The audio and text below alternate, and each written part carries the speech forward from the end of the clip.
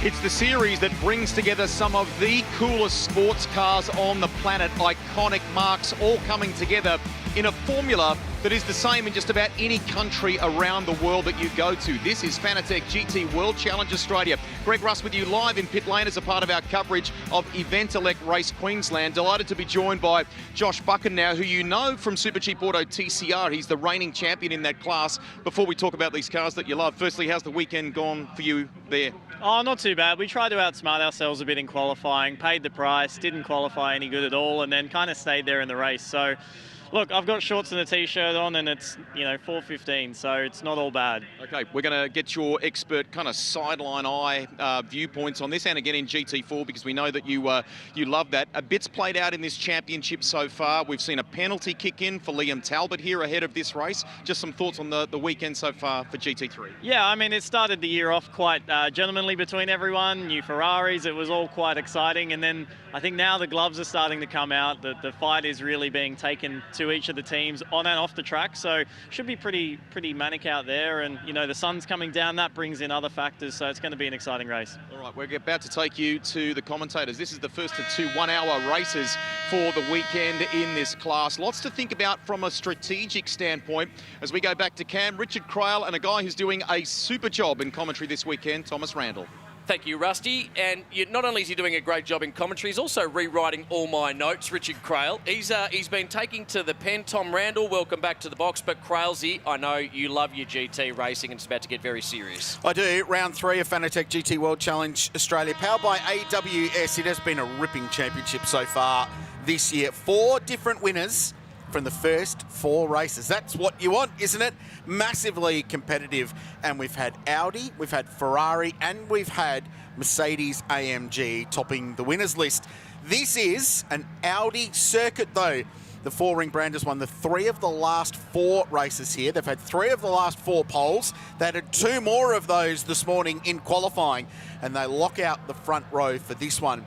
So this is an Audi circuit. The challenge is, can Mercedes-AMG and indeed those magnificent Arise Racing Ferraris, which have made such an impact, can they factor in this one with the clock ticking, an hour on the board to go racing in the 5th race of the championship? Thomas Randall's with us, and Thomas has some experience in GT3 cars, including a very nice drive at the Bathurst 12 Hour at the start of the year, well inside the top 10 at the end of that one.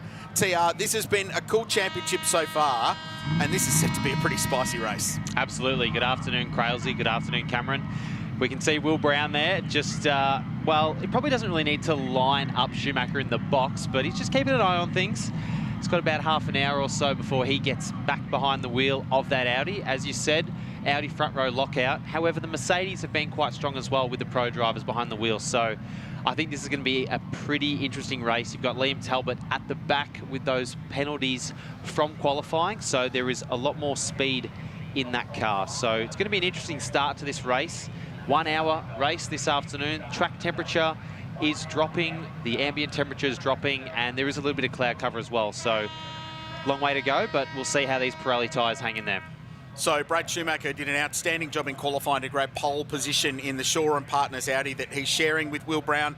They're second in the championship, 68 points for them, coming off the back of a terrific race win at the Bend Motorsport Park. They've had a couple of other podiums, in fact, 3rd in the first 2 races at the Phillip Island Grand Prix circuit as well. Paul Stokel on the outside of the front row, triple Australian Drivers Champion, took an opportunity this year to slide in alongside Renee Gracie in the OnlyFans Audi, and has been spectacular. Performance at the Bend in particular was enormous. Paul, I reckon, is driving as well as he ever has. I know you've had bits to do with Paul over your career, Cam.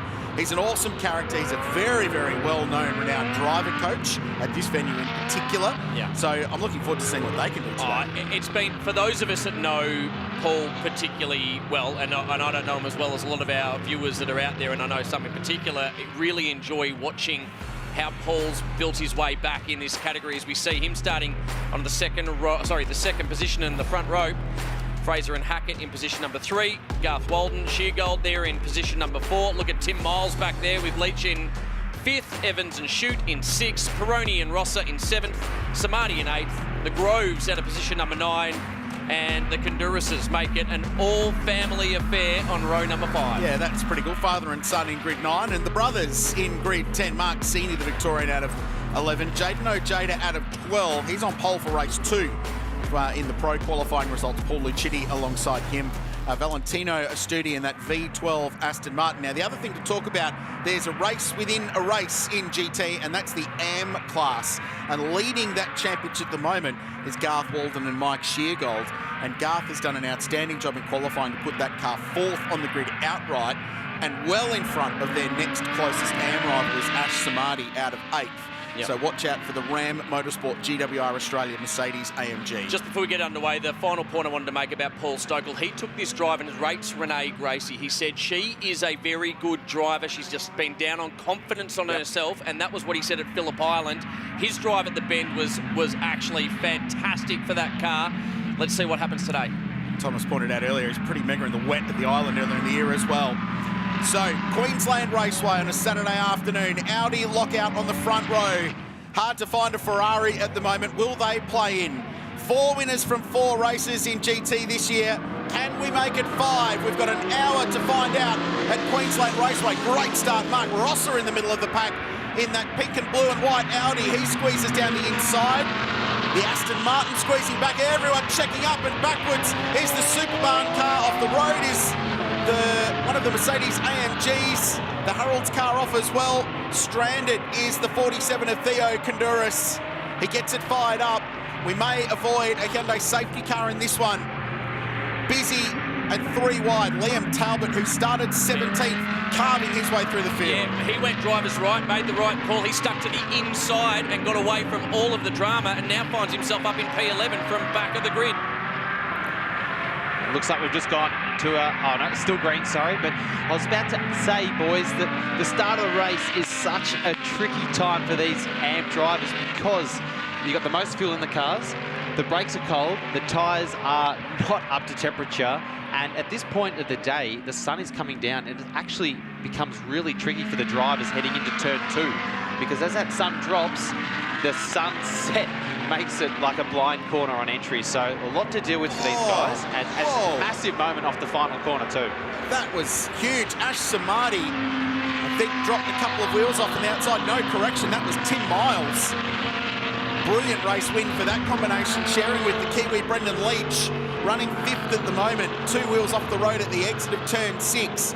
So the end of lap 1, Stokel, Schumacher, Hackett, Rosser up 4th, so he's gained 3 spots in the ACM Finance car being run by Team BRM. Good jump from them. Miles next.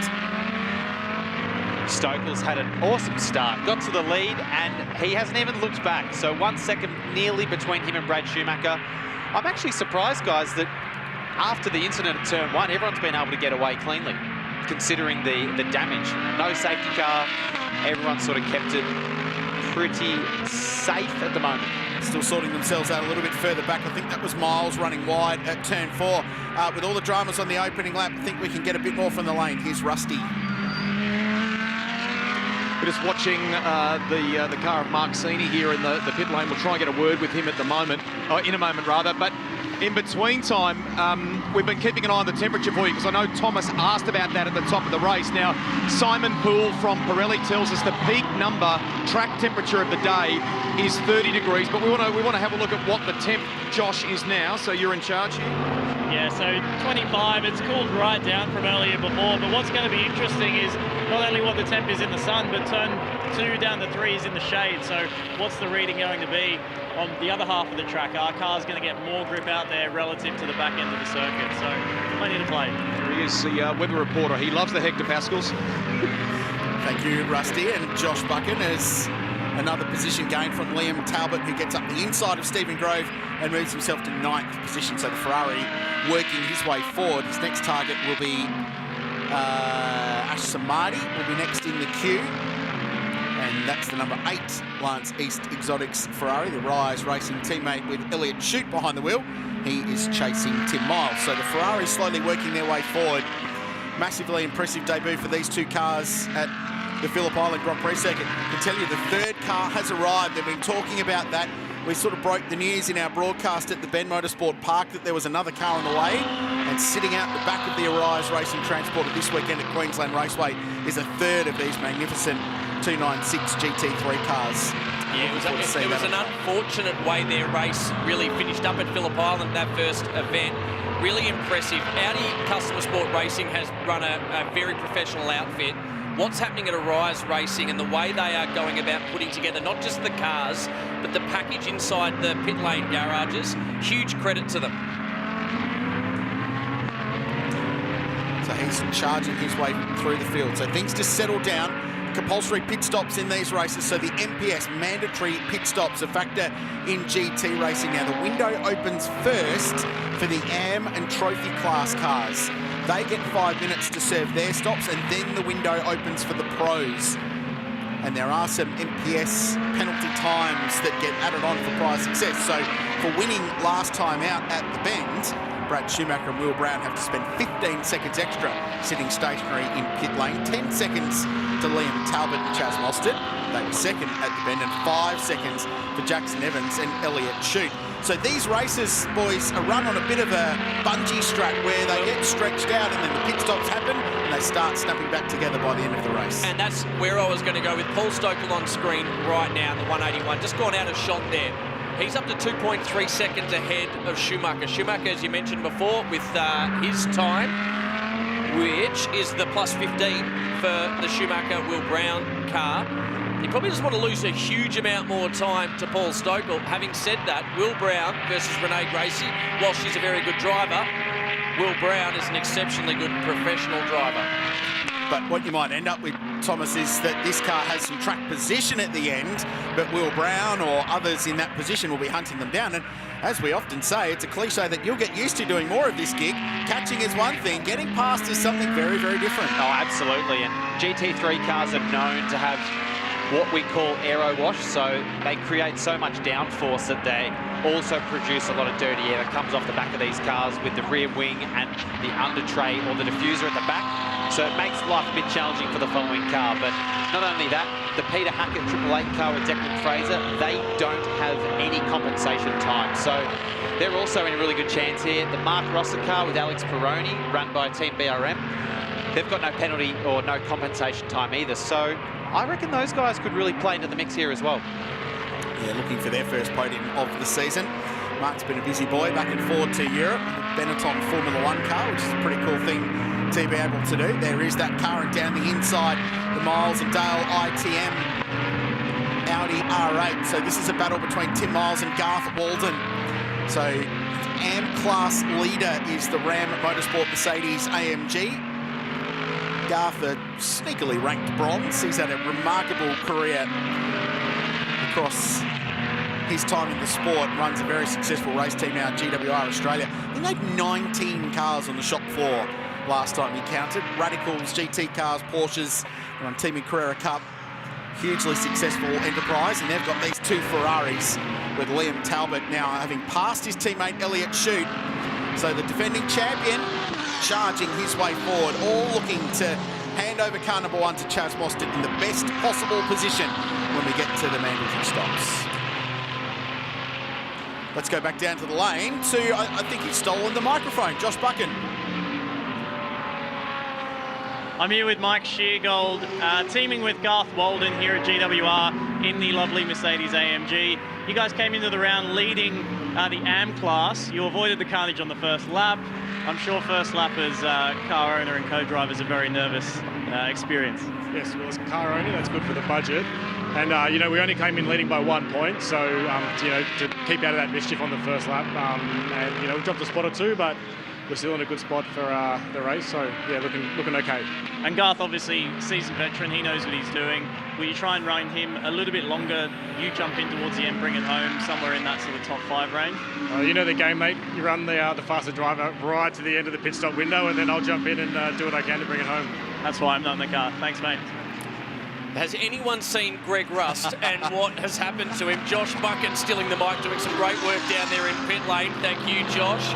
he's already running the strategy for the teams down there too. I think he flew back to Venice, didn't he? Well, no, I'm worried about the welfare of him because Josh Buchan, when he sees a camera and a microphone, he sees nothing else. Look, Rusty has worked extremely hard today. He's earned the ice cream that I'm sure he's enjoying right now.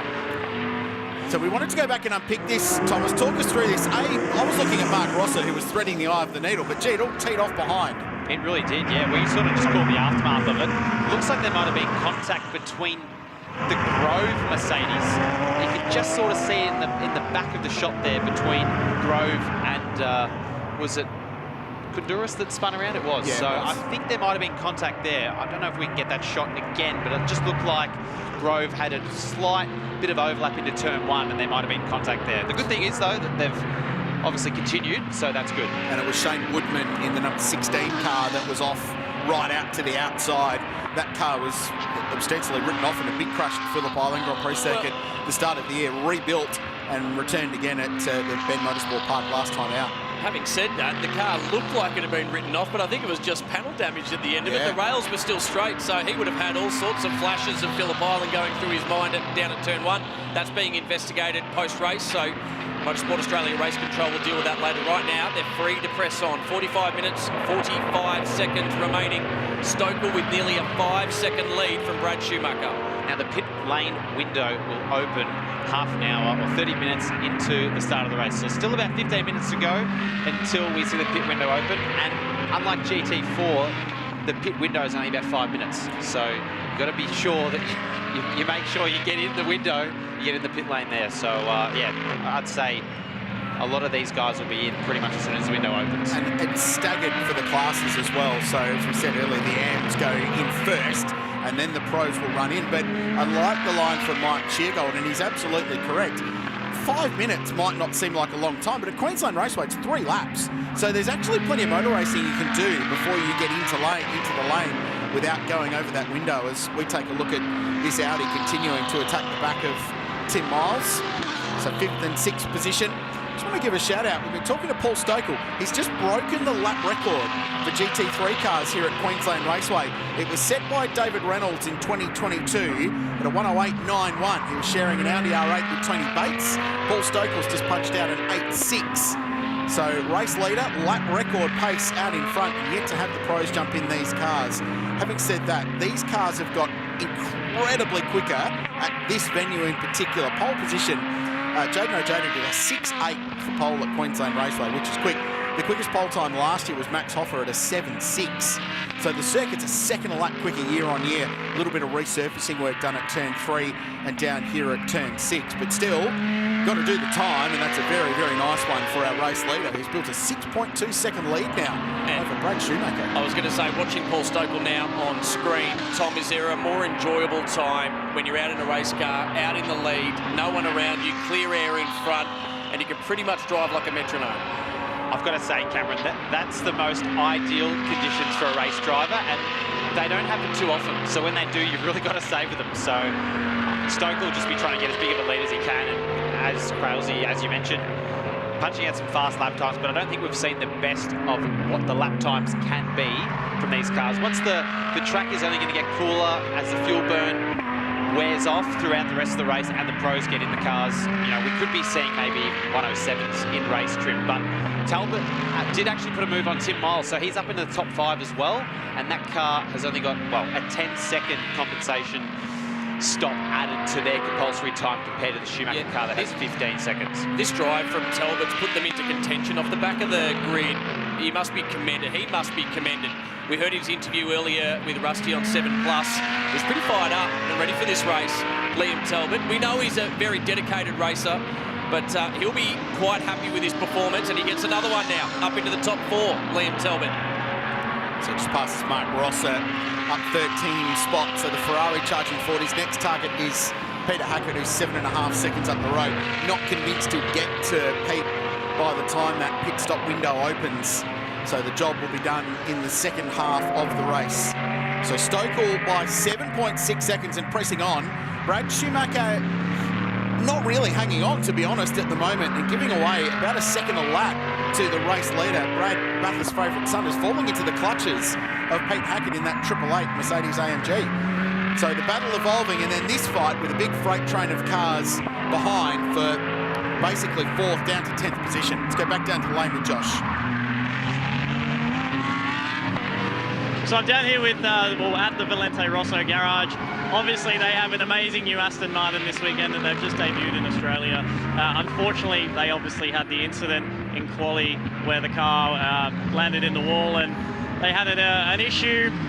It doesn't look like it's going to be out for the foreseeable future this weekend. They are trying to get parts, source some parts for it. And obviously, being a 1 of 1 in the country, it's a bit difficult, but you can see a little bit of gravel rash down the side.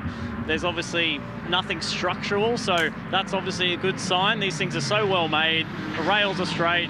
It's just little bits and pieces that bring these cars together that can be a bit of an issue to find and to replace when they're so new. But VR have done an amazing job. They were super competitive last year in GT with the Mercedes, and now they're in the Aston Martin. Thanks, Josh. Nice update, and great to see that new car here. It's come out of IMSA competition. We are now going to be under the control of the safety car because of Ash Samadi's R8. This is what happened. We heard the tortured screech of Pirelli's. So Rosser was off the road and wide, had his own moment, and it was almost as if in sympathy that Ash Samadi had his moment, Thomas. Yeah, it's quite an interesting one. I don't know whether, like you said, he's gone off in sympathy there, whether he's just outbraked himself. It's kind of hard to see from that angle, but what that's going to do to this race, it's going to just obviously bunch everyone up together, but this helps out Liam Talbot a lot between him and Schumacher, because Schumacher has that 15-second compensation pit stop, and Liam Talbot's only got 10, and now they're going to be really bunched up. So this is far from over, boys. I agree with that, but on the flip side, it closes the field right up. With a tightly bunched field, 10 seconds could kill your race. Correct. So in the battle for the championship with Brad Schumacher and Will Brown, yes, I agree, 100%. Big free kick gets that track position, but then they burn that time in the pit stop, and you cannot do your MPS under safety car either, by the way. So you have to do it under green flag position. So I think it's a little win. I think it's probably more of a net loss in the end. I think if you look at the elapsed time, though, we've still got 12 minutes till the pit stop window opens. This will be a relatively quick recovery. You'll tow him out, get him cleared down there at turn 3, because there should be a vantage point to be able to clear the car. There's time to build that margin up again. There is, but you look at the guys, he's now got a pass. Peter Hackett, former Australian GT champion, Brad Schumacher, who's one of the fastest AMs in the field, and Paul Stokel, who's driven away from everybody so far in this race. So the further up the field you get, the harder it is to pass cars. So it's by no way and means a sure thing that Liam Talbot is going to be able to get in front and get that track position. I like what you're selling, though. It's good strategy. This also helps out the Tim Miles car as well, because they don't have any extra pit stop time, so they're right in this for a podium as well. So it's going to be more than a podium. They're on for a potential race win here. We know just how fast that car is, and yeah, definitely watch out for the 7. Really good spot there, Tom. Brendan Leach has been mighty. That's exactly what I'm thinking. In the back of my brain, I'm like, oh, this is looking good for the back end of this race. Yeah, he has been, it's wrong to say a fine, because he's had a great career already, but since coming to Australia, he's moved over, so lives in Sydney full-time now, Brendan. He's from the Southlands, is Brendan, as is Tim, so they're from the South Island of New Zealand. Invercargill's Brendan's hometown, so with a Terratonga action. You would have raced Toyota Racing Series down there. Him and I were teammates. Yeah, were you? Yeah, really? Yeah, I know Brendan very well. Oh, give us the goss. Yeah. What's the story? Oh, he's just a great guy, really, Crailsy. I've got to say, the drive that he put on in the wet at Phillip Island was just extraordinary. Yeah. That was exactly... He was on wets. In fact, I thought he was. So, that was incredible. Mentioned that car, I went, oh, Brendan Leach. And that was what went straight to my brain. I went, this guy is going to be putting on a show for us. But it's, ooh. That's the Samadi car. Coming back. And it's copped some damage after that. I'm not sure if that's just removing. No, that's more than just the dirt and debris from being stuck down there. Now, Brad Schumacher has come into pit lane, according to our timing screen. Which, he must have, they're changing a tyre. Is that a left front or left rear tyre? Maybe he's got a slow puncture, potentially. Like Josh Bucket in the background, right on top of that one as well, was he? I do fear for Greg Rust. I can see him in the background, though, so fear not. Rusty's there. He's okay, just lost his microphone. Now, you can do a pit stop under yellow. You can do a discretionary stop, but it doesn't count towards your mandatory pit stop time. So he's going to go right to the very back of the queue and then still have that long pit stop that he's going to have to serve. So that's a massive blow for the Shaw and Partners Audi And you'd never say in Fanatec GT World Challenge that it rules you out of contention, but it's certainly going to make it really tough for them to get a big result today. Declan Fraser is on here as well later on when he takes over from Peter Hackett in the 888. So looking forward to how this one plays out. At the moment, I think we've given about 6 cars the potential to win this. Well, they've 4 different winners so far, so why not continue the trend? I like it. You can actually see the damage on the Grove Mercedes just there on the front of the bonnet to the left near the front bar. So that would be from that turn 1 contact.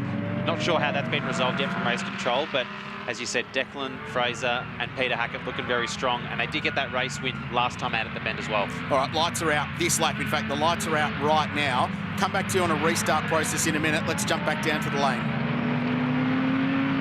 I don't want to miss the restart here, Krause. Just been talking to Melbourne Performance. This is the left rear that came off the Schumacher car. Now, it has a slow leak. We can't immediately see any signs or reasons why. They're looking into it, but that is the reason why he pitted under safety car.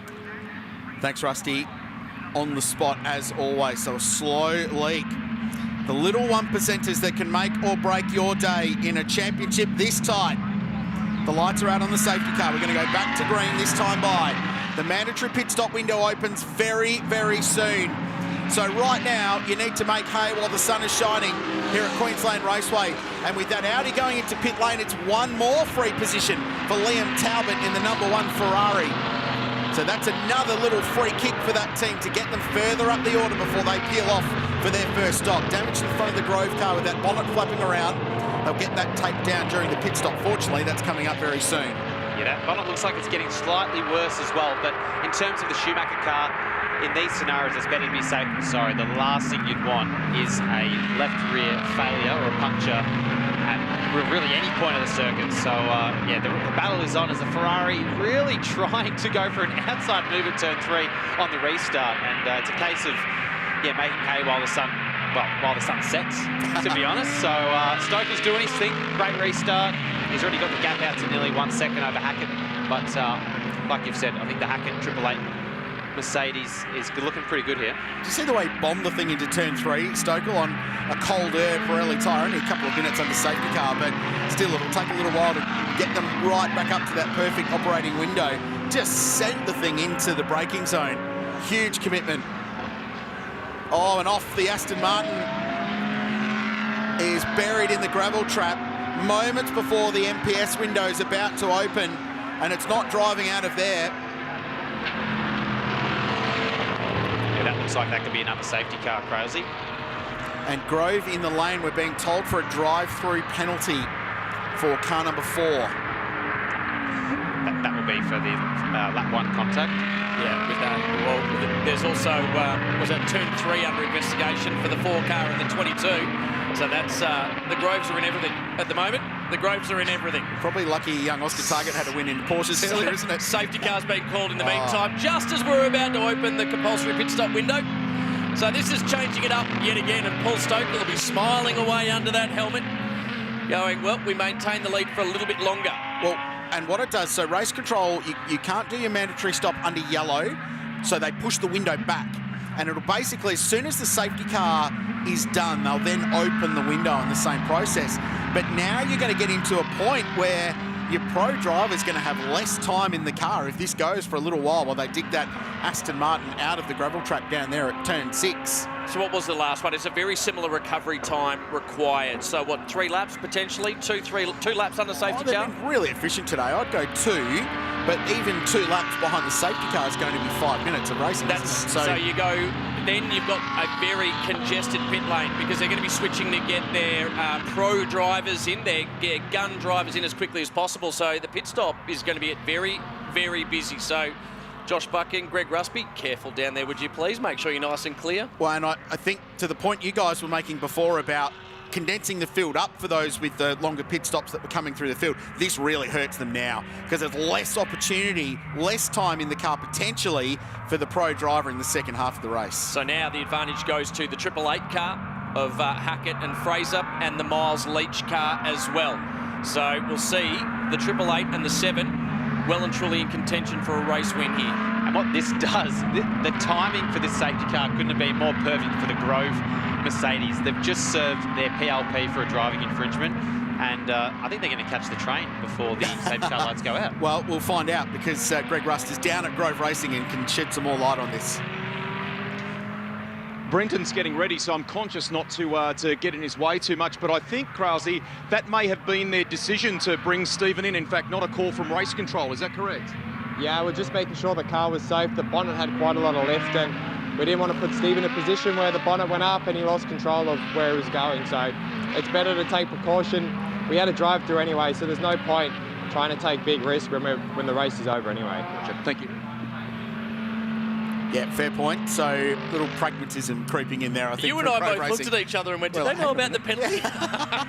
Well, the fact they're still looking at the penalties as well for that moment on track as well. So still a bit to play out in this one at Queensland Raceway. Now cars are pulling in. I was under the impression that you can't do your CPS under a safety car, but maybe they've decided in Motorsport Australia Race Control that they're going to let it fly because of the time involved. I reckon that's what's happened. That's exactly where I was going, Krause. Also, a very tight, narrow pit lane. If you're going to make an adjustment, you've got to separate them out. Probably more for safety purposes. But see Ben Shoots about to jump in for Shane Woodman. Sort of new team, Black Wolf. So they have pushed it. They have pushed it back a couple of minutes. So they've given it time, but ultimately you do need to split the race in half for them as well. So the Grove car back in the lane. So I imagine that would have been Brenton jumping into that car. And he definitely can't serve a drive-through penalty under safety car. I know that for a fact, irrespective of pit stops. So the AM cars are allowed to pit first. And then the Pro cars will stop later. I think the Grove car might have come in to tape up the bonnet, because the pit window for the Pro-Ams doesn't open till 30 minutes. Well, they get 5 minutes for the AM drivers and then another 5 for the pros. The thing that's rattling around my head with this car now dug out of the gravel trap by our Ford Raptor Ranger Wild Track V6 recovery ute is that if they go back to green without the pro cars having stopped, an AM car will 100% win this race. So I wonder if they'll keep the safety car out and let the pro cars, because you go down a lap. Correct. With a mandatory stop time here on a 66-second lap. Garth Walton's looking quite happy at the moment out there then, wouldn't he? Yeah, and meanwhile, we've got a new safety car because the Alpino's rolled out in front of... They obviously feel like they need the flatbed out for this. Yeah, in front of Ben Sheets, so they're going to do the full recovery. So now, that's the scene down at Arise Racing, the Lance East Exotics sponsored team with their 2 Ferraris. They've got an incredible group of people involved in this operation, drawn from all corners of the world, including Mark Goddard's Eurasia Racing team. Adam DeBore down there helping call some shots as well with the Chaz Mostert side of the garage. Impressive outfit. See what they can do and how they can respond to this one. So this race... I was about to say, have you got the abacus out to count this? It's a challenging one to read, Cameron. I'm not going to lie to you. That safety car could not have come at a worse time. Which one? Both of them? Well, no, the second one. The first one was all right. The second one, right as the window was about to open, has potentially thrown a very large cat amongst a lot of pigeons. So Ross Polakis has just stopped. So he's the last of the AM cars to stop in the Harold's Racing Valente Rosso Mercedes, who will hand over to Chris Batsios. You know, was that Ben Shoots has stopped, so he's out there on track. So Ben Shoots will be probably our leader in the AM class cars as they filter through. They're going to lead the race outright. Even That's if what they I'm saying, keep the pro cars under yellow, they're going to lead the race outright because they'll... And Ben Shoots is a very, very handy driver. You back him in. He's been racing Victorian sports cars for years. He's raced improved production cars. He's done a lot of development driving for the Daytona program with Richard Bendel. He's a very good driver. So all the AM cars and the trophy cars have pitted, and they've just opened the window for the Pro-Am. So, yeah, this is going to be interesting because they're all going to be pretty much bunched up here. So I don't know what's going to happen here. Well, I think Ben Shoots is going to lead the race at the end of this one. He's just coming. Oh, there you go. They're all line astern again. So he's going to be, as you said, he'll be out in front. So Ben Shoots, Mike Sheargold, James Konduras, all in contention for a potential outright win here. Crailsey, are we going to change the window and stop times? Well, no. No, I don't think so. That's what I mean. I just think the way that this race is being played out from upstairs is that they're going to let them all do the MPS stops behind the safety car, and it's clearly going to take a little bit longer. Now we've got that flatbed recovery of the Aston down at turn 6, but it is going to give us a really mixed up, muddled up grid for what could be a 20-minute sprint race towards the end with some of the best racing car drivers in Australia out there and some of the fastest tin-top cars in Australia. So, I mean, sign me up. It's great, and I love going into it without knowing who's going to win it. I mean, this is great for us, but this is going to be a very busy pit lane. All 9 of the Pro-Am cars, you have to assume, are going to be coming in together. That you're just going to have to pit under this yellow now that the window, and I think everyone's going in. Everyone's into the lane. Yeah, they're going to have to. So they're all stopping. Stokel, Hackett, Talbot will read the names off as they start to come in. Miles, Shoot, Rosser, the whole lot of them. And there they are, very busy pit lane. Need a shot of Shoots going past on the main straight right now, just waving past everyone. It's a good chance to give a shout out to a very small team, car owned by Shane Woodman, Black Wolf Motorsport, first year, brand new team, wanting to build a new team in motorsport. So a massive shout out to that crew on 7+ at the moment. Ben Shoots, his dad, Bill. We are a very proud dad watching on at the moment. I know the calibre of this driver. He is a very good driver who's done a lot in the Victorian state racing scene, has done lots of racing around the country. So it's good to see an AM class car in outright contention here. 25 minutes and 29 seconds remaining. I think if they had have gone green before the Pro-Ams pitted, I think all the Pro-Ams would have gone a lap down. This is what... Yeah, correct. That 100% would have. Which is why they've had to do this the way they have. They had to do it. Otherwise, these cars would have been a lap down. So what it does do is it helps those now with that extra mandatory pit stop time. So the 15 seconds we've been telling you about for Schumacher and Brown. They'll be at the back of the queue of the pro cars, but they won't lose all that massive amount of time that they could have. And you can see Will Brown just sitting there twiddling his fingers because he's got nothing else to do, because he's got extra time to get back out there. They'll get them all back behind. They'll get them line and stern behind the safety car and then let this one get back underway. You can't see it doing any other way. The recovery crew's brought that car in the back of shot now. So you can see the track is now clear. I don't think I've seen this before. No, this is the first for me. This is new. Well, so glad we're all watching on 7+ then, aren't we? That's great. Ben Shoots is going to lead this race. When we go back to green, which won't be too far away, Ben Shoots, the Black Wolf Motorsport Mercedes AMG will lead the race. Second will be Paul Morris, who's sharing the Scott Taylor Motorsport Porsche. It's a 997 GT3R. It's a really cool car. It sounds incredible. They're running in the trophy class alongside that Darren Curry Aston that's just been recovered, so we shouldn't be too far away from getting this one back to green. Third place is going to be Mike Sheargold, who with Garth Walden has driven a nice race at the start. I reckon they're in a really good position now to get a really tasty outright result. And then it'll be James and Theo Konduras backwards in the sand trap at turn 1 at the start of the race. They are now 4th on the road outright. Chris Batsios for Harold's Racing next, having taken over from Ross Palakis. And the first of the Pro-Am cars to get back out after the stops is Renee Gracie. So all that good work that Paul Stokel did earlier has still paid off.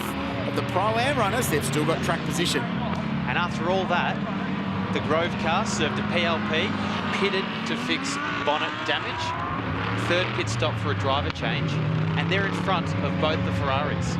So Brenton Grove's right in the mix too. Ojeda is up into P6 for the Pro-Am, so I think it's all on here. It's going to be a race of trying to get past all the AM cars and the trophy car of Paul Morris, who's in the Porsche. Simon Hodge, he's a bit perplexed, I think, saying, how the heck has this happened? He's basically team manager for Triple 8's GT program.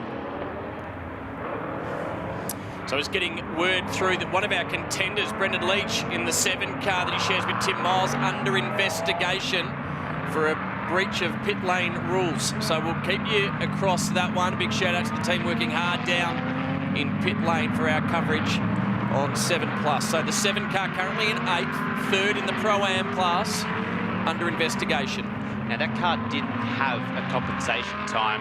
I mean, it could be that, hopefully not for them, but whether or not either a speeding or maybe not doing the pit stop within 85 seconds. So we spoke about this before in the GD4 race, that it sounds simple, but all it takes is being potentially 1 second under and it can ruin your day.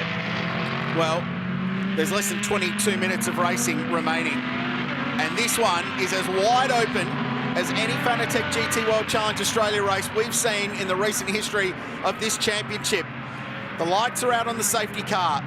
We will go back to green this time round with Ben Schutz leading the field and Paul Morris second.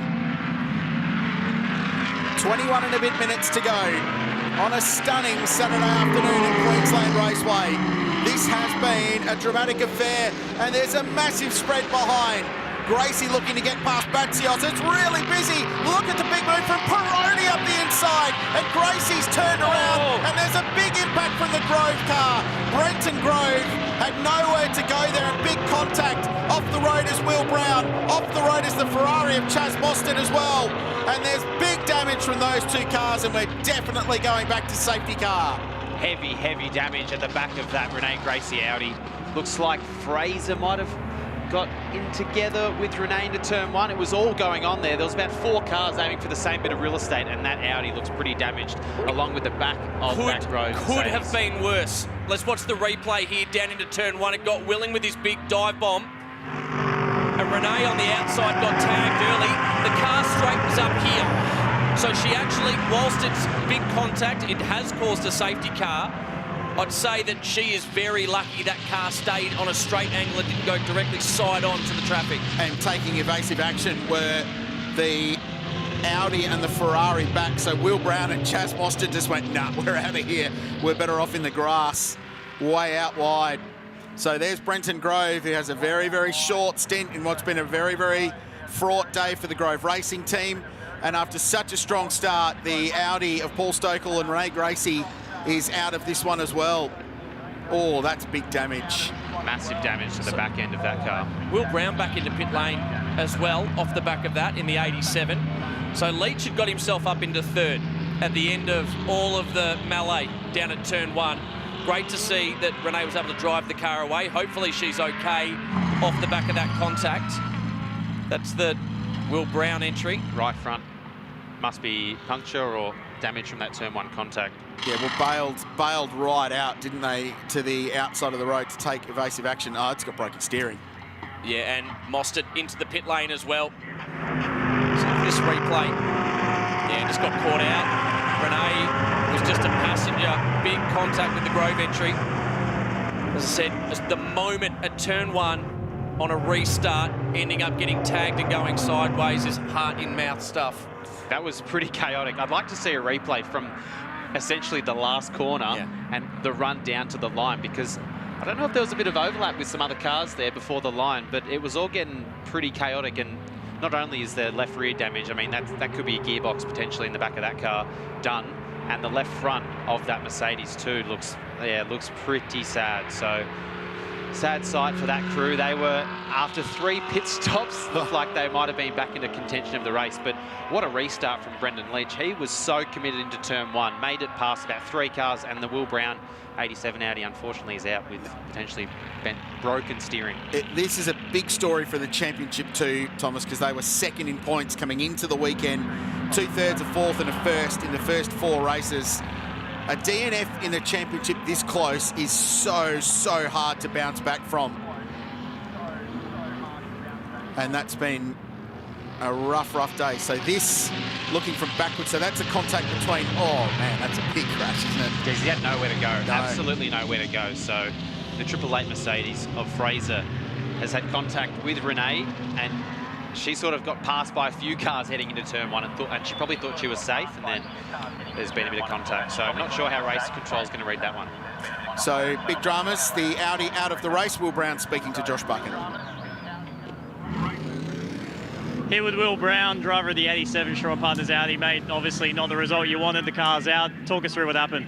Yeah, I just saw everyone checking up and I saw Chaz went to the inside, so I just went sort of to the left of him and went around there, but everyone was spinning and Chaz had to avoid someone on the right and we just made contact on the left. So I think that was, you know, just unfortunately both me and Chaz, who are racing for the championship up the front, had damage, but it looks like he's got back out there where unfortunately we haven't, but that's life.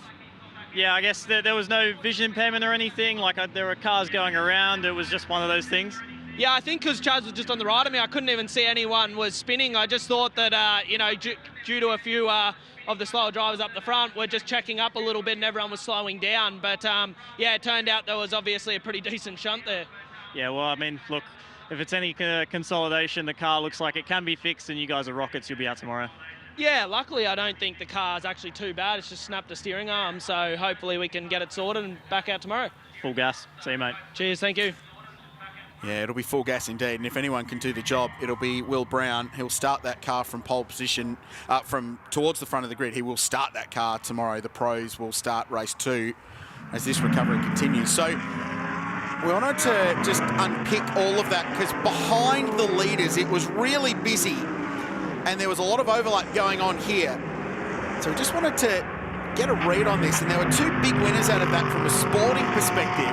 But Brendan Leach in that black Audi, and then the white Audi behind was Alex Peroni, who took a massive lunge up the inside of Declan Fraser, it was, in the 888 car, and got massive ground, and then all this unfolded behind that. 2 things from that, Crazy. Brendan Leach, a lot of commitment into turn 1, and then Peroni with that late dive. So I'd say from that angle, it's probably hard to pin the blame fully on Declan, because he was just trying to leave room for a dive bomb for Peroni. And that's what, so reading that again, with the Peroni move up the inside, I think he was cramped, moved across and got the contact with Gracie. That most likely, when you read it looking back on its racing incident, because it's on a restart. And the other big story, you just saw the graphic, 5-second time penalty coming for car number 7. So that's the Dale ITM Audi of Brendan Leach and Tim Miles for an unsafe release. So that now puts Alex Peroni in the absolute box seat today. Former FIA Formula 3 Championship race winner at Monaco, now potentially in the hunt for a race win here in the Fanatec GT World Challenge Australia race. Having said that, he's still got to pass Paul Morris and Ben Sheets. Now, with the fullest respect to Paul Morris, he's in a pretty old Porsche car. It's running in trophy class.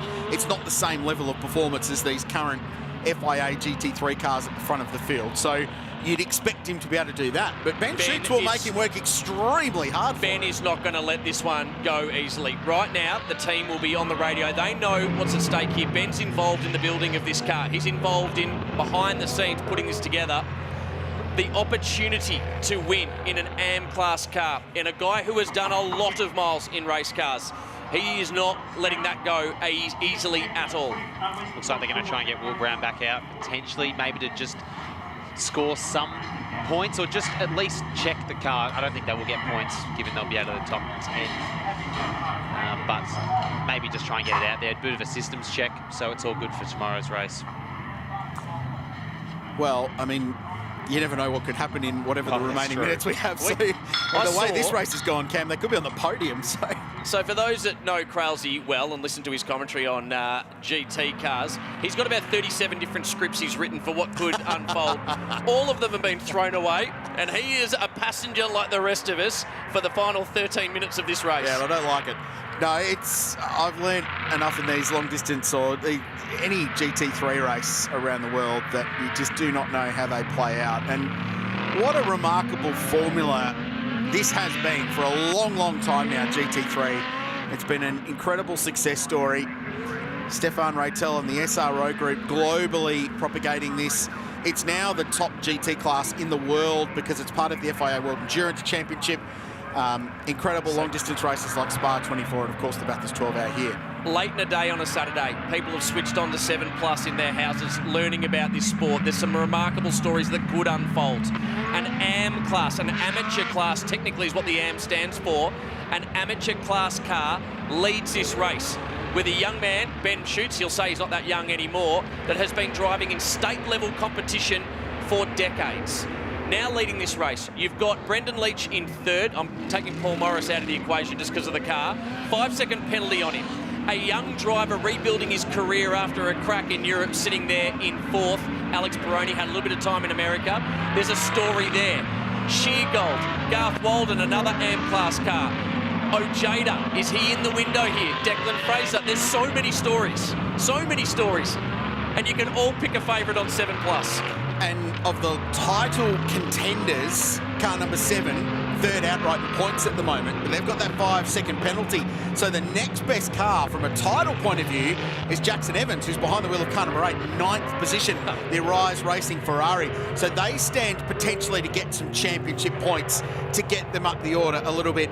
Thomas, you said don't count out Jaden Ojeda, because if anyone can make some passes, it's the Juice. Exactly, and he's on pole for tomorrow's race. He's a very fast pro driver, as we've seen him in these cars before, so he knows what to do on these restarts. He'll be told by his engineer, hey, there's going to be about 11 minutes to go on the restart, so... Well, yeah. Safety car about to come in this lap. We've had it confirmed by Motorsport Australia Race Control. The 5-second penalty has been applied to car 7. Which car, Tom Randall, would you rather be in right now? I had to give you a car at this start stage. Which one is in the best seat? I mean, it's the question of, do you want to be the hunter or the hunted? I think at the moment, I'd put my bets on Peroni. There you go. He's putting Peroni out of P4. Krause. Another 5-second penalty for car 7, overlapping before the control line on the restart. So that's 10 seconds. So they've been pinged, so that's Brendan Leach. So that scratches them out of contention for this one, unless there's some kind of miracle. He now needs to get to the lead really quickly and get his head down and build a margin as quickly as he can to minimise what's going to be a 10-second penalty for car 7. Well, they call this the golden hour at Queensland Raceway. All the photographers and the cameramen love it because it's beautiful light, but man, it's been the golden hour for GT racing today.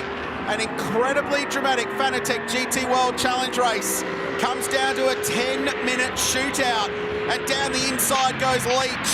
He has to get this done early. Alex Peroni just has to stay with him, and he could be on the verge of a maiden win for he and Mark Rosser. The Mercs are bumping panels behind. James Kanduris and Jaden Ojeda bashing doors through turn 2. They both come out the other side. And Brendan Leach, straight away, it's taken 2 and a bit corners. He gets the Audi to the lead. The team will have been on the radio to Ben Shoots saying, not your race, 10 seconds up the road. He needs to get, and now Alex Peroni through as well on Ben Shoots. So Peroni on a charge. He just needs to stay within 10 seconds of Leach with 9 minutes, 42 seconds remaining. You'd say that would be pretty easy to do, especially around here. So, I mean, for Leach to try and lap 1 second a lap quicker than Peroni would be pretty impressive if he could do that. So Peroni's just got to now look after P2 on the road. He'll be told that Leach has got 2 5-second penalties, so no need to risk anything. His only threat will be Ojeda. So I'm sure Ojeda will find a way past Shoots, but that gap back to Ojeda is about 2.5 seconds to Peroni, so that's really his only threat. And we've just seen a drive-through penalty for both car 34 and the Triple Eight.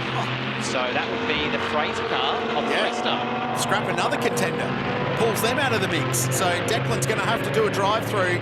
So that removes the Triple Eight car from the equation.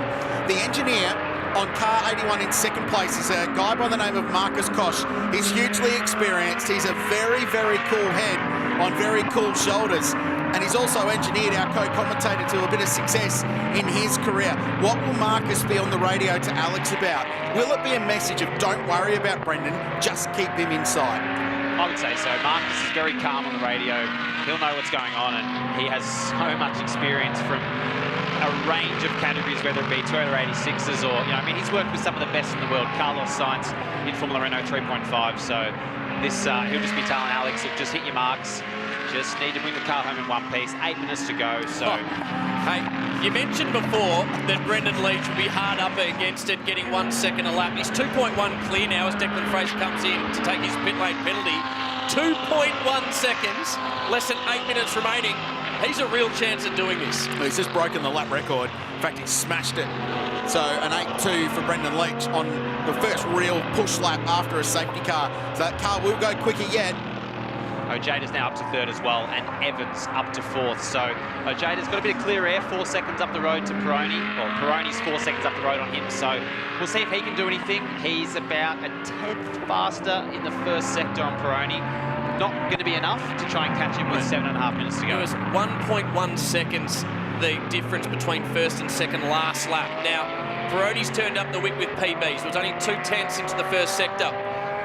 But I'm watching that gap, 2.3. Purple, purple, purple. He's on qualifier after qualifier, Brendan Leach. Out in front.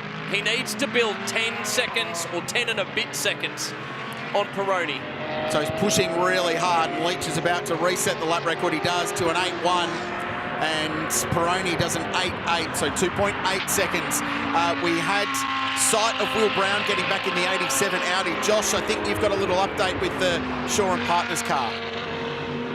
Well, everyone, how incredible is this? We're down here at MPC. You can never count a good team out. This car looked for sure it was done, but they have replaced. You can see a shock absorber going and a complete strut going into the car. They've done the rod ends. There was broken bits everywhere, but these guys thought they can get this car back out.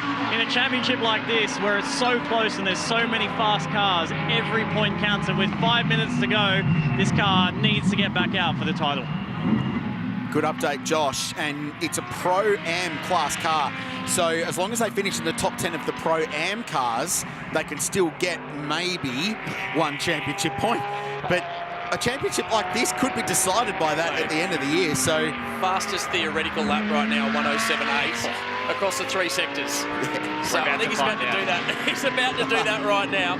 Well, 2 laps ago, that 10-second penalty would have put him 9th. Right now, a 10-second penalty will put him 4th. So this is massive damage limitation from Brendan Leach. A 7.8 time by. A couple of wheels off of the outside of turn 1 at a couple of 100 k's an hour. This outstanding Kiwi is driving an incredible race to try and make up for the damage that has been done earlier with some penalties. You know what he is? He's frustrated because he knows he's got the time penalties, and any driver that's in his shoes right now would be just wanting to just drive as fast as possible. Wouldn't care how you do it, whether you put a wheel off the road, but he'd be frustrated because he knows that, you know, he's got to build a 10-second gap to P2 in the space of 5 minutes. So yeah, he's certainly put the times down, and I think he might have just settled it a little bit now. But a 7.8, I mean, that's half a second faster than the next fastest time, which is done by Ojeda, and Evans has matched Ojeda as well. So he's quick. It's such a shame for that car because it would have been cool to see them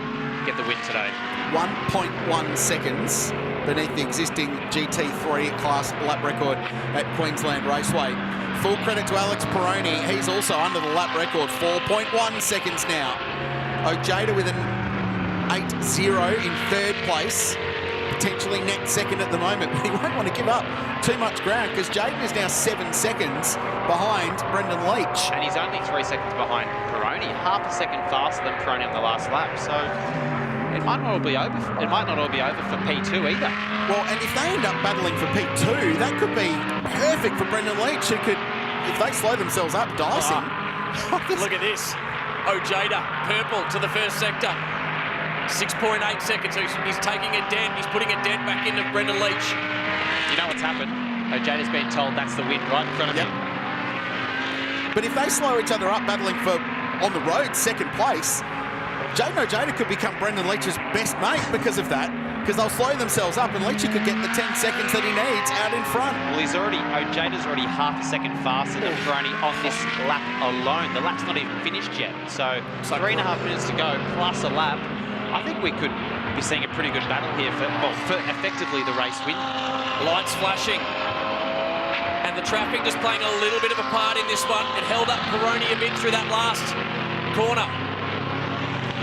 And it's held up Peroni, it's held up Ojeda slightly into turn 1. So sometimes the traffic evens out. You know, you lose a little bit, but then the car behind that's chasing you might lose some as well. Leach PB to the first sector, PB for Alex Peroni.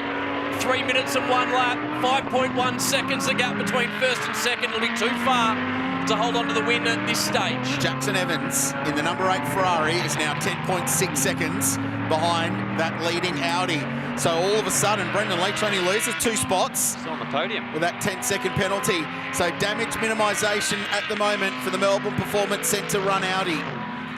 His co-driver Tim Miles, who was borderline heroic in his defensive efforts earlier in the season at the Phillip Island Grand Prix circuit to grab an almighty victory there, will be cheering on from pit lane. And that's the thing with GT3 racing, is that sometimes it takes all the time it takes 2 drivers to get the win, and the AM driver contributes an enormous amount to the overall success. Krause, Alex Peroni just did his personal best lap with a 108.4 that last time around, so the gap's still 2.1 seconds, 2 minutes, 1 lap remaining. Alex Peroni doing everything to hold on to this top spot on the podium. 2 laps to go. Ojeda set a 107.9, so pretty much on par with Brendan Leach, as he's just set the fastest first sector, 4/10 clear of Peroni in the first sector this lap. And that gap, Crailsey, has come down to 1.7 seconds with 1 minute and 40 seconds to go. So Peroni's got to be watching his mirrors here.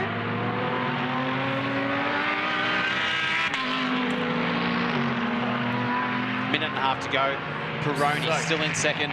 I was about to say, if you've just tuned in to 7 Plus, we've got 1.5 minutes to go. The driver leading this race has a 10-second penalty. So the battle is between second and third, and that gap now down to only 1.5 seconds. There it is on screen. So he's got a 2 on his window, but he's effectively your race leader. Jaden Ojeda, 107.7. It's not a radio station number, it's a lap record. So the Merc now coming into contention late, and traffic, a little hesitation there on the exit of turn 2 for Alex Peroni, and that will cost the number 81 Audi time. 5.7, 6.3 now to Brendan Leach. This is for the race win. There'll be 2 laps to go. This one plus 1 more, you'd think. What a race, what a day this has been at Queensland Raceway.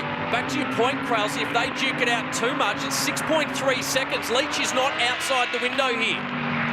There may even be 2 more laps to go, depending on when Leach crosses the timing beacon here. So I think the battle could really be on. If they, as you said earlier, Krause, if Peroni and Ojeda battle really hard, the gap's it's now 7 seconds nearly back to second. Leach could still potentially hang on here for the win. Yeah. They're locked together. They're locked together. Look at them. Ojeda's got to the back now. There's nothing in this. This could be for the race win, or it could be the gift that Brendan Leach needs. So what do you got? 2 laps remaining, 1.5 laps remaining. I did say don't discount Ojeda on the restart, and he has really put the pressure on. Leach has gone purple. Leach has gone purple on the, penultimate lap, we believe. 6.6 the margin, but it's ever growing. And these two now properly duelling over what could be the race win. Peroni under siege from Jaden Ojeda, who's made such a name for himself in recent years with performances at the most iconic track in Australia in the Bathurst 6 Hour, with a couple of victories there. But he's been so good in GT cars as well. It's one thing catching though, Crailsey. It's another thing, as you would say, trying to pass. So Peroni, it's over 7 seconds now. This is going to be one of the hardest last laps of Alex Peroni's life, I reckon. This really is for the win. 7 seconds between Peroni and Leach. It's not going to be enough for Brendan. He's guaranteed a podium, you would say, but this is the battle for the lead right here. Well, it's not done yet. It's not done yet. Just over 3Ks to go. Sparks flying from the Realtor AMG. Someone looking to become the first, or the 5th different winner from 5 races this season. And right now, it could be Alex Peroni and Mark Rosser, or it could be Jaden Ojeda and Paul Lucchini, who have driven brilliantly today. Yeah, stay with this. This is the battle. These 2 cars, that's your race leader on track. 10-second penalty, don't worry about him. On this last lap, the race win is going to come out of these 2 cars right here. Alex Peroni and the Juice Ojeda. Big move down to turn number 4. Krause just can't see where he's going to get it done. slide on the exit of turn 5. This is for the win. 7.5 seconds up the road. Brendan Leach is going to cross the line first, but he has a 10-second penalty, so that will not be for the win. This battle will be Alex Peroni and Mark Rosser will be the 5th different winner from 5 races this season in one of the wildest, most intense Fanatec GT World Challenge races I've seen.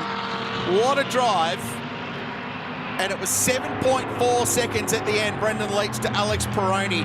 So even with a 10-second penalty, Leach and Miles will still finish 3rd. And just watching in the background, waiting for Ben Shoots there in the background. Top 5 from an AM driver. And a great job by Ben Shoots and Shane Woodman for their brand new team, Black Wolf Racing. They get a race win in the AM class. And Kunduras holds on for second over Sheargold. That gap was only 0.6 of a second at the line, but what a great result for Peroni, for Rosser, and the whole team at Team BRM. I mean, they thoroughly deserve this one. A big statement as well. Alex Peroni is a kid that had won a race in the FIA Formula 3 World Championship at Monaco, the same weekend that Daniel Ricciardo won at Monaco for Red Bull. He then had his career disappear on him after a big crash where he basically sent the Formula 3 to the stratosphere. Yeah. Came back, went to America for a little while. He's a kid that it's just great to see him back here in Australia. It's the first time he's really enjoyed racing cars in Australia this year. To get a race win, I think is outstanding for an outstanding young man. And this was supposed to be a one-race deal for the opening round at Phillip Island. They were just going to trial and see how it fits. Well, it fits beautifully. In fact, confirmation of results. The top 3 in the end covered by 2.5 seconds. Peroni and Rosser get the win for Audi. That brand continues their remarkable form here at Queensland Raceway. Ojeda and Lucchetti next.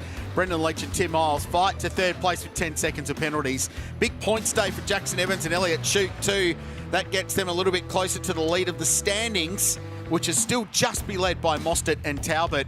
And Brendan Leach and Tim Miles are going to move to 2nd in the championship with that result as well. So that's going to be a really good day regardless of having lost the race win on account of some penalties. But this is huge. This is a team that runs 1 car in the championship. They're really keen to expand to a 2nd car. And what an advert for Team BRM this is. Race-winning outfit in Fanatec GT World Challenge. This is a squad from Adelaide that's won the Gold Star, the Australian Drivers' Championship and Formula 3. Hugely experienced squad. Relatively new to the world of GT3 racing, but this is a huge result. Well done to Marcus Koch and Shane and Sam and all the team down there who have worked really hard. And well done to Mark Rosser, who's the AM driver, and Alex Peroni. Well, he's designated a pro, Thomas Randall. He was a pro this afternoon. He was. He just handled the pressure really well. I mean, when you've got a guy like Jaden Ojeda behind you, who is technically a factory Mercedes driver at the 12 era, and you know he's raced these cars for a long time, just to keep the eyes forward, hit your marks, hit your braking points.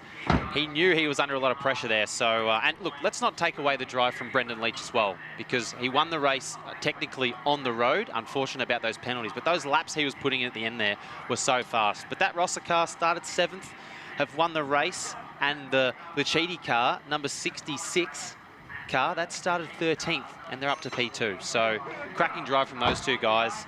Yeah, if you missed that race, guys, I'd suggest go back and watch it, because even we're still trying to unpack what happened. Oh, I just think there's so many stories, and I'm looking forward to hearing this man, Greg Russ, chatting to our race winners. Pretty pumped up Alex Peroni, who jumped out of the car a moment ago. Mark Rosser is here as well. Boys, spin around so our cameraman Ben can get you on camera. That was, firstly, a nail-biting run to the line. How about the pressure? Oh, I just said to Mark, that was the worst 5 laps of my life at the end there. Yeah, we knew we didn't quite have the pace to match those guys, so it was just about hitting my marks every lap and keeping the gap to Brendan. But yeah, I had the traffic in turn 2, and I saw Jaden right on my bum and started to get a bit nervous, but I knew I just had to keep calm and brought it to the finish. You've had a roller coaster ride in terms of your career. What's this one mean to win at home here like this? No, it's great. It was such a surprise as well. Yeah, no, it's good, and we've had not the easiest year, and we've been a bit unlucky, but we know we had potential for a podium. Didn't quite realise a win, to be honest, but we'll take it. So yeah. Mark, you took a punt. This is great. I mean, fantastic for him, fantastic for you and for BRM and this team generally. Well done. Thank you. Yeah, thanks to Alex for bringing it home. I think I was more nervous than he was at the end there. So, no, it was a great finish. Pretty wild day. What is the, when this all sort of settles down, what does this one mean? Oh, I guess it means a lot to take you first, but I think we need to go for one crossing the line in P1 ourselves and without any penalties. So that'll be our next goal. Congratulations. Thank you. They are outright winners as far as Fanatec GT World Challenge Australia is concerned. Jaden Ojeda home second. I think well done, mate. You kept the pressure on there. Yeah. It was coming. A few more laps, maybe a bit of lap traffic, and it would have been on. But hard with these cars with the aero wash to keep close through 1 and 2 and really get close enough to go for a move into turn 3 or elsewhere. But no, good race. Happy. So press on. Well done. He's savouring it. Good job there. We go now to our winners in terms of AM class today, Ben Schutz and Shane Woodman. Shane, well done. Great job by the pair of you. Pretty wild old day, but it's nice in the sunset here at Queensland Raceway to be picking up a bit of silverware. Yeah, no, it's amazing. For a new team, this is our third race, and to come out with number 1, amazing. Yeah, just feel sorry for a few cars being ripped up, but they'll get them back on the track and should be ready for the next one. Then you've been on the other end of the scale when it comes to Phillip Island and so on. To bounce back like this here at Queensland Raceway, that's got to feel pretty good. Yeah, it does. It was pretty low after Phillip Island, but this one sort of makes up for it a little bit. But yeah, no, excellent. It was awesome. We just managed to luck out a little bit with the safety car and bring it home. So couldn't be more stoked for everyone in the team. Congratulations to you both. Well done. Thank you. Cheers. And to everybody in the team. We go to the trophy class winners. So good to see these two here picking up a bit of silverware. All smiles here, Scotty. Yesterday you were kind of in the wars, but that maybe makes a little bit of amends for it, doesn't it? Yeah, look, it was fantastic. It was just, Paul and I just come racing to have fun, and we've achieved. We've ticked the box and we've come first in the trophy class, so can't get any better. When that was all sort of shaking out and you were kind of front of the queue before it all went crazy at the restart, what were you thinking? What was the plan? Oh, no, I thought I had something. It was pretty good on cold tyres, this thing, and it takes a lot of time to get a bit of temp in the outright cars. So, yeah, a bit of one lap of glory, bit of TV time. It's pretty cool. we enjoyed it. Are you enjoying kind of having a bit of a run behind the wheel again? Yeah, I am. Look, Scott said come and have a drive, and it's a museum piece, really. It's an 11-year-old car. It's just a beautiful thing to drive. So, yeah, thoroughly enjoying it. Thanks, Scotty. Really appreciate it, mate. Smiles say it all. Congratulations to you both, Scott Taylor and Paul Morris. We are nearly out of time here. They'll be wrapping things up here and continuing the celebrations into the evening. We get to go and do it all again tomorrow, though, boys. Rusty, what a day. What a way to end day 1 of the Shannon Speed Series here at Queensland Raceway. Incredible stuff. Richard Crowell, Cam van den Ungen, Thomas Randall with you to wrap it all up. Boys, I can tell you that 9 points now separate the top 8 drivers, 4 combinations, in a remarkable Fanatec GT World Challenge Australia Championship. I'm still trying to work out what on earth happened there, from pit stops happening under yellow to strategy playing out to quite a big crush at a restart, but ultimately a really, really well-deserved great story for a race winner. Oh, Kralsey, I've been able to be down in pit lane during the Phillip Island race, be up in the commentary box for you for the last couple of this. I'm really enjoying GT3. GT4's been great earlier today, but you really have no idea of the form guide going race to race, not just meeting to meeting. I'm talking day to day. And Tom Randall, it was great actually having you here on board, because there was some of the things that when this guy and I, and this is a very experienced commentator that's called racing all over the world, we almost looked to you to go, what's happening here, Tom? I'm still trying to learn a bit of the rules too, but look, that some amazing racing today, I've just got to say. So, yeah, thank you so much for having me on board. It's been cracking. Every time you and I have been in the comm box, it's been a, GT4 race, came down to the wire. This came down to the wire, I think. We might be We're the magic man. Shake and bake, buddy. Don't worry. Hey, Kralsey, and you got your South Australian win with BRM. You're a bit parochial over there as well. True story. We'll pop out the Farmers Union Ice Coffee later on. We're going to try and unpick this race for you a little bit more with some highlights in a sec, but a wild day. Congratulations to Alex Peroni and Mark Rosser. That felt like a Bathurst 12-hour condensed down to an hour. Remember this, when it all started? How long ago was this? That was yesterday, wasn't it? 3 days. So a brilliant start, Paul Stokel. Man, he was good early in that race. So much commitment and build that margin. The Honduras car in the end was backwards. The couple of leading contenders out. A car that very nearly won the race and led it late was way out in the boonies there at turn 1. It shows you how if you preserve, you can come back in races like this. Oh, absolutely. And that was the contact with the Grove car that earned them the PLP. So The Grove car, unfortunately, with contact at turn 1 twice. Later, as we'll see, was a lot bigger. But that Stokell car, geez, they were doing a cracking job out front. Such a shame they were involved in that incident. And this is what brought out the first of the 2 safety cars. And then this on the restart turned out to be a pretty clutch move for Alex Baroni, getting down the inside. Massive contact there between Renee Gracie, unfortunately, and Brenton Grove.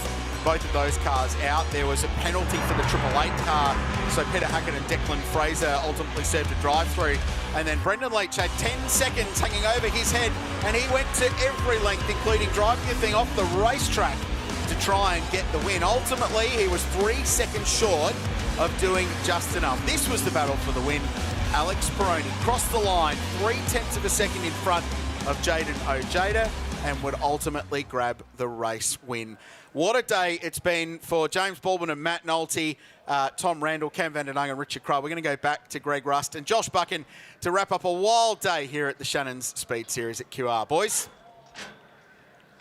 Well done, boys, in the Shannon's commentary hub. There's super job today. Bit to unpick from that one. We get to go GT racing again tomorrow, and you and I are going to be kind of right at the right in the thick of it. 7:30 a.m. We're on air tomorrow morning. 3 hours of GT4 racing as well, and you know that's a great class. I thought I had a sleep in tomorrow, and suddenly I've got to turn up to the track and do comms. But no, GT4 is an amazing class, and I'll tell you what. If that doesn't get you going for GT racing, what we just saw, nothing will. That was amazing. We enjoyed some cool Trans Am racing today. We've had fans lining the top of the pit wall here, and tomorrow we get another 2 helpings of that and 2 helpings of Super Cheap Auto TCR, which you are right in the thick of. In terms of the defence of the crown, the start to the weekend that you've had, how important is a good day tomorrow for you behind the wheel? Yeah, it's pivotal. This is my worst track of the year so far for my car, so it's going to be crucial I leave here with as minimal deficit as possible, going to probably the 2 best tracks for my car. So, yeah, I'm pumped, but look, alarm will be early, and I'll see you then. Well done. Grand Theft microphone. You did a super job for us. Yeah, I tried. Bit nervous, but I tried. He'll be back on air with us tomorrow, Josh Buchan. On behalf of all of the team, make sure you join us 7:30 Eastern here on 7+. We'll have updates for you, of course, across our Shannon Speed Series and Motorsport Australia platforms. For the team, we'll catch you tomorrow morning, everyone. Bye for now.